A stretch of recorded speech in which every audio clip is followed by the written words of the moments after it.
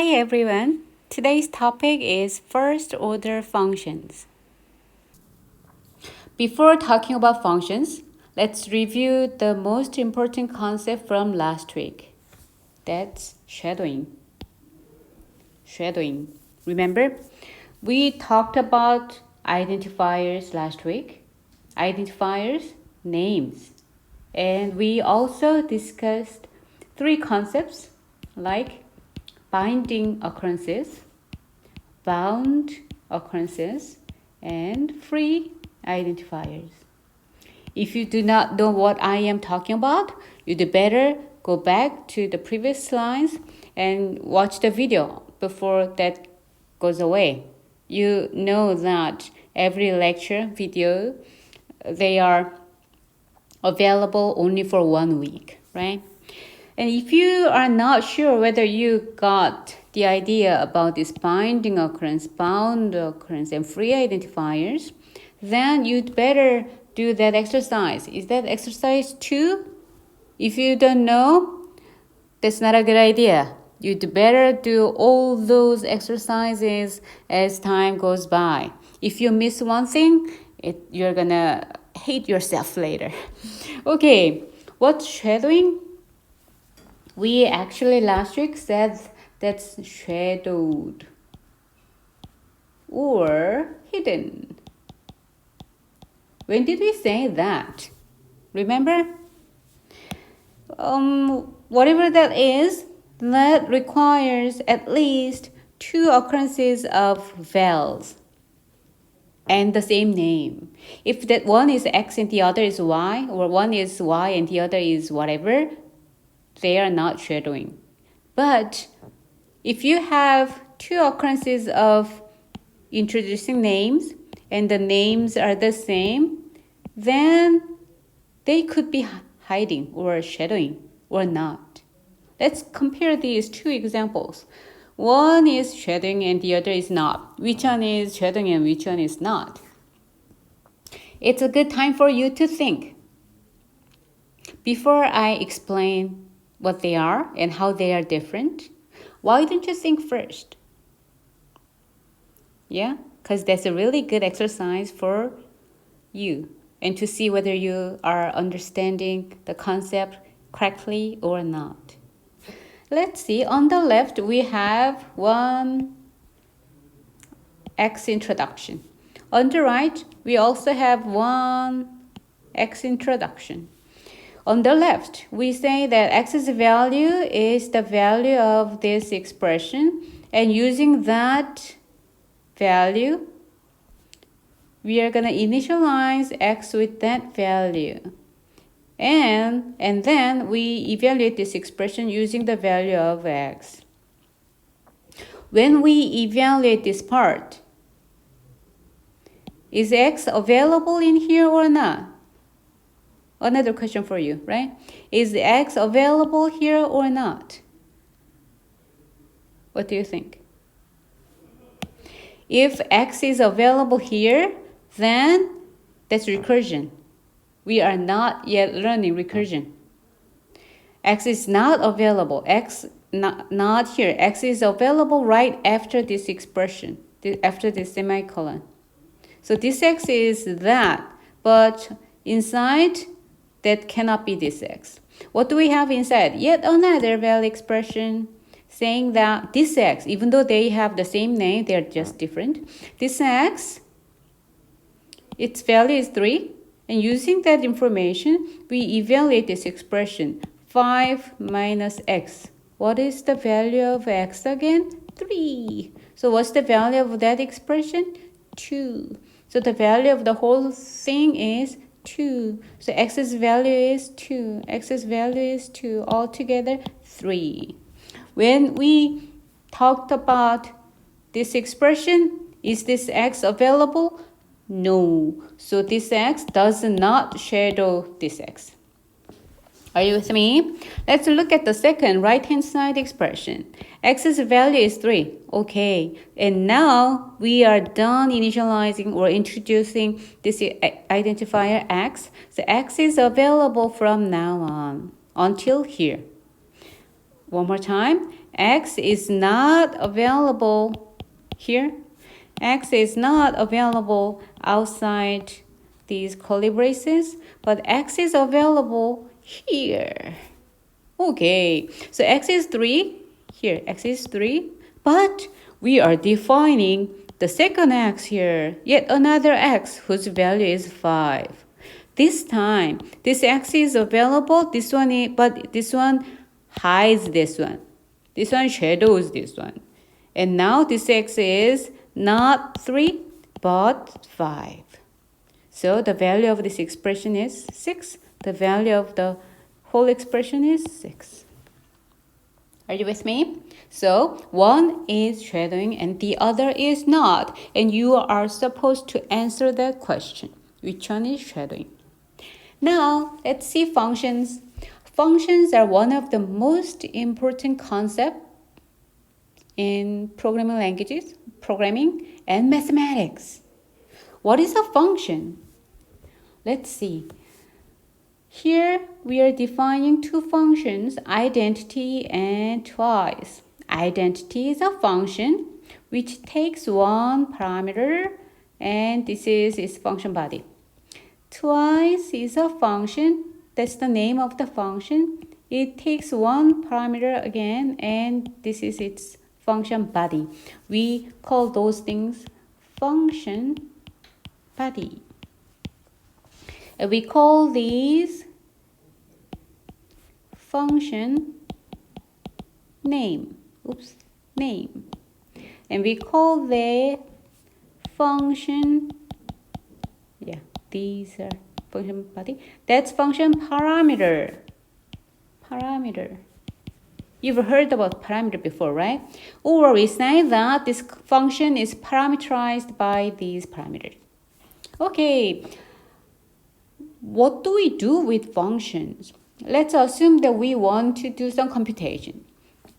At this point, AE is so limited. It's really a simple language. So it has only addition, subtraction, and numbers, as you know. So if we want to do the same computation over and over again, like add the same number twice like this and then subtract that from the same number 20, you need to write that multiple times over and over again. We call that tedious. 아우 지겨워인 거예요. Or error prone. 오류를 만들기 무지하게 쉬워요. Because you are doing the same thing over and over again, people are really bad about that. Or one more time, labor intensive. 뭐죠? 노가다, 개노가다. Yeah.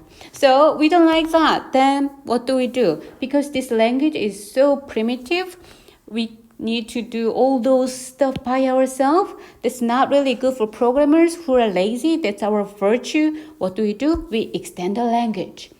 We introduce a way to introduce names.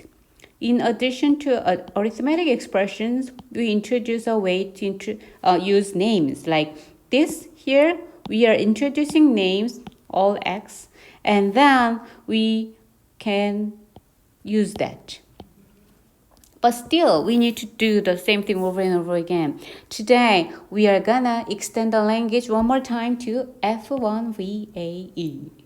So now you know AE for arithmetic expression, V for identifiers, F1 for, what is that? First order function. So first order functions, it's not like 1차 함수. Remember when you were middle school student or high school student? I don't remember when you learned that, but let's say ax plus b. That's 1차 함수. ax squared plus bx plus c. That's 2차 함수. Like, first order, second order, variables and like that. That's not these first order functions. These first order functions meaning that functions are not values. When functions are values, we call that first class functions. We're going to discuss that next week. Don't worry, you're going to learn that later. But until then, we are going to talk about first order functions that are not values. I will explain that in a minute. Don't worry about that. So let's see.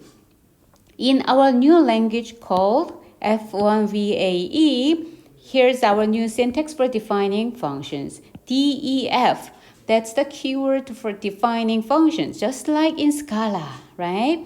DEF, when you say that, you are claiming that I'm defining functions. Okay, then what are you supposed to write? The function name. Open, parameter name. Close, equal, function body expression. One more time. You are supposed to write down DEF to denote that you are defining a new function whose name is twice, which has one parameter, which has a body expression. That's how you introduce a new function. Remember, whenever we learn a new concept, there are two things. What was that? Introduction and use. So when we introduce names, we have this value expression, right? And then we should be able to use it. For functions again, we need a way to introduce functions and we need a way to use functions. That's the introduction, defining functions. How are we going to use functions? Calling it, right? By calling its name, identity, twice. That's the name of the function. When we have the name, we look up the function. Oh, I see. Identity. You take some parameter and return it as it is. 오, 파라미터 받아서 그대로 돌려주네. That's identity. Identity function takes an argument, binds that to this parameter, and then returns it. So what's the result? 8. What is twice? It takes a number, that's an argument expression, and binds it to the parameter and adds it to itself. Oh, so what is that? 20. What's the value? You do the math. Then, this is the concrete syntax for today's language. Let's see. Oh, something is weird, right? Do you see the difference? Until now, we learned AE and VAE. Both of them, two languages. You learned already two languages. They had only one non-terminal expert for expressions, right? The set of expressions. In F1VAE, we have two non-terminals. One for expression, the other for function definition. That's what we mean by functions are not values, but I'm going to explain that more in a minute. As usual, black things you must be familiar with, right? Numbers, addition, subtraction, name introduction, name use. If you are not familiar with this, you need to go back and review the material before you get lost. Okay, then what's new today? Functions. Function introduction, function definition, and function use. How are we supposed to define a function? One more time, write down the keyword DEF, and then the name of a function. Open, close, the parameter, the name of the parameter, equals expression for function body. That's a function introduction. How are we supposed to use that? Because we gave it a name, you call it, right? Do you know the poem? 내가 이름을 불렀을 때 꽃으로 다가왔단가? There's something like that. When you name it, then it has meaning for you. Now that we have a name for the function, we can call it open, close. The expression is going to be the argument value for that function. For example, let's define a new function. Okay, DEF, and then function's name twice.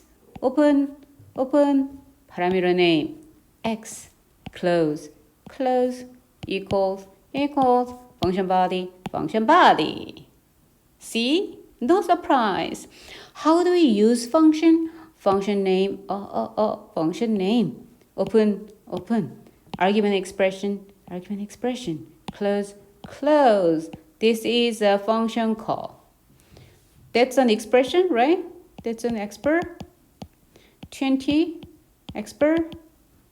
We have open expr minus expr. That's an expr. Are you with me?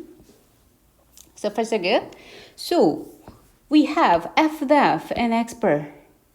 Two kinds, because functions are not values. What do you mean by that?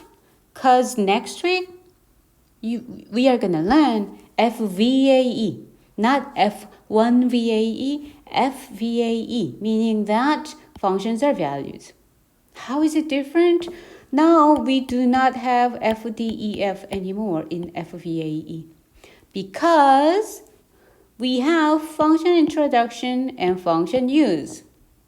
Function introduction, open, name, arrow, expression, close. It's different, right?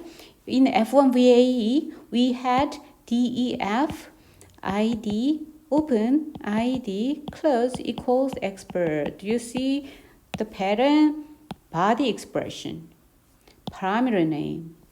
In F1VAE, functions always have name and they are defined.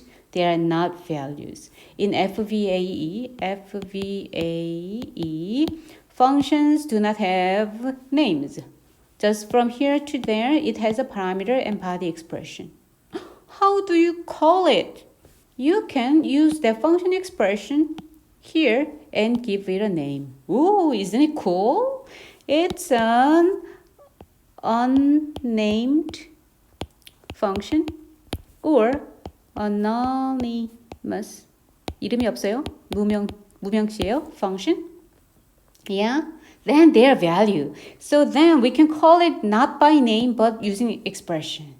If you do not understand what I am talking about, don't worry. We are going to learn that next week. And today, we are going to go back to F1VAE.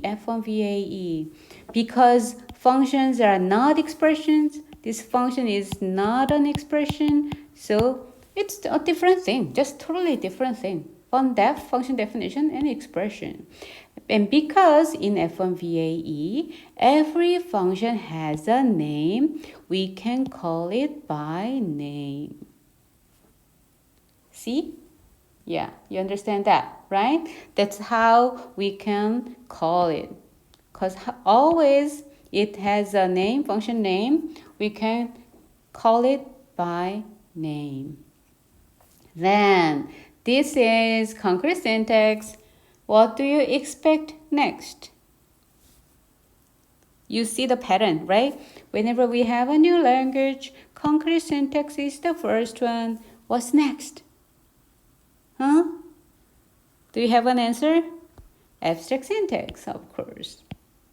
So concrete syntax, to write down some code example.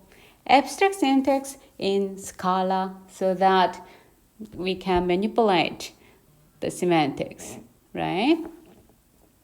Okay, what do you expect next? Let's define two things, right? Expr and fdef. The usual black thingy and function call. And function definition is, it's not extends expr. It's not like that because it's a different thing, different beast. Fdef. Function definition has three fields. Function name, which is a string, parameter name, which is a string, and then body expression. Function call, it takes two fields. What are they? Function name, which is string, and argument expression. So this function name being called is that function name being defined. Do you see? Then, now that we defined concrete syntax and then abstract syntax, what do you expect next? Are you accustomed with this pattern? Yeah, parser. Parser is a function which takes concrete syntax and then produces abstract syntax tree. So, again, because we have two kinds, expression and function definition. Yeah, we are going to have two parsers. The usual expression parser, we are going to have the usual thingy, ... and then what? String, open, close, expr. String, function name being called, expression for argument expression. When we have both of them, we can construct an AST for a function call with a string and an expression. For function definition, again, you do not need to worry about parsing because we are going to give you the implementation for parsing all the time. But let's see, yeah. For function definition, we are going to have def for the keyword and the first string for the function name, and then open, close, parameter name equals an expression. Using that, with this function name f, parameter name x, body expression e, we construct f-def using the function name, parameter name, body expression, close. You do not need to remember, or you do not need to be able to write down parser in Scala, but be aware, note that there are two different things. What are they?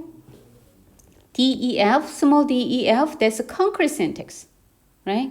Concrete syntax for defining a function. Remember, def twice, open, x, close, equals, x x plus x, right? Open, close. And here, that's the keyword in concrete syntax. FDF is the constructor in abstract syntax. Do you see that? Yeah.